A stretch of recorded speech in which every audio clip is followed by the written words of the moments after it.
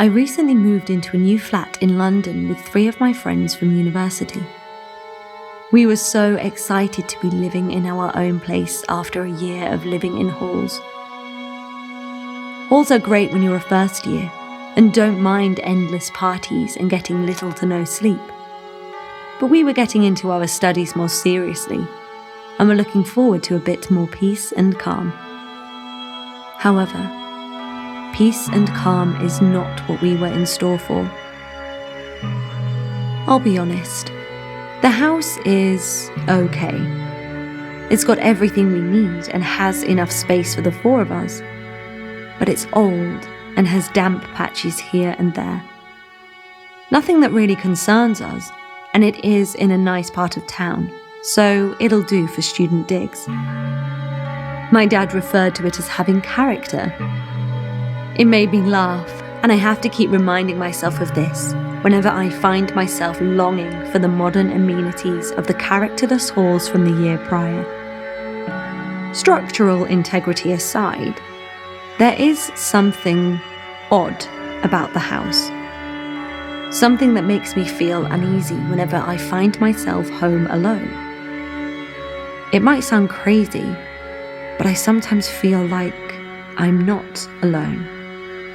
Like there are eyes on me, watching me go about my business. I didn't voice this to the other girls because they believe in ghosts and crap like that, and I didn't want to freak them out. Plus, they hadn't shown any inclination that they were having the same uneasy feeling, so I thought it best not to put the idea in their head. We did have a 12-month contract after all. About 2 months into the tenancy, I was at home in my room completing a university assignment when I heard something from the hallway. My ears pricked up. What was that? It sounded like claws. I sat listening for a few moments before shaking my head and getting on with my work. A minute or 2 later, the same sound. This time, right outside my bedroom. I stopped working and opened the door, expecting to see one of my housemates dragging something into their own room. But there was no one there. "Hello?" I called. No reply. They were all in lectures, I reminded myself. I tentatively went back to my desk and put on some music. Perhaps it was a fox in the alleyway trying to get into our bins. I didn't hear anything else that afternoon. I heard the noise a few more times over the next few months, but I would always just ignore it. It's a cat, I'd tell myself. Stop being an idiot. A while later, as I was making myself some tea in the kitchen, I felt the familiar feeling of being watched. Again. It was becoming tiresome, and I was seriously worrying about my mental state. Perhaps I was just burnt out from uni work and not eating properly. But then I heard breathing. It was muffled, but it was definitely something breathing. I checked all the cupboards out of paranoia, expecting to see a trapped cat or a rat or something. I hate rats, but at least it would put my damn mind to rest. Nothing, but the muted panting noise was still there. "For God's sake, just leave me alone!" I shouted. I screamed as I heard something inside the walls whine and scamper away. I stood there, holding onto the kitchen counter, sobbing. I promised myself that I would call the estate agent to get pest control out on Monday.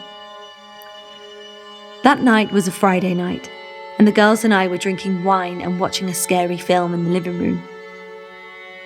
We were all clutching pillows as a particularly tense moment was unfolding when we all screamed and grabbed hold of each other, then started laughing. Something in the other room had fallen. but we were all in a state of high alert due to the film. We giggled as we grabbed rolling pins and spatulas to confront the ghoul that we knew wasn't really there. Regardless, the ghost squad was ready for action. As we crept along the corridor to investigate the crashing noise, the hairs on my arm stood to attention, and the feeling of being watched hit me like a ton of bricks. This was a bad idea. One by one, we all froze in position as we all registered that feeling. Do you feel that? I whispered. It feels like we're being watched. They all nodded and whispered their agreement. We stood there in silence, squeezing each other's hands, waiting and listening. I could hear that clawing noise at the end of the corridor. It sounded like an animal trapped in the walls trying to burrow its way out. The moment I registered this thought, it stopped. We were holding our breaths, unable to move or speak out of fear. All of a sudden, something small and black exploded out of the walls with an almighty roar. It looked like a rabid dog with matted fur and covered in brick dust. We all screamed and ran into the living room. Just as I shut the door, I caught a glimpse of it from the front. It looked nothing like a dog. Its limbs were all in the wrong places, sticking out at angles more like that of a spider than a canine. It had a round face with black eyes, sharp teeth, and a long, pointed tongue. I pushed my body against the door as I screamed at my housemates to find a barricade and call the police. I could feel the creature slamming its body against the door, could hear it roaring in frustration as it tried to get in. The next 5 minutes as we waited for the police to arrive were the longest 5 minutes of my life.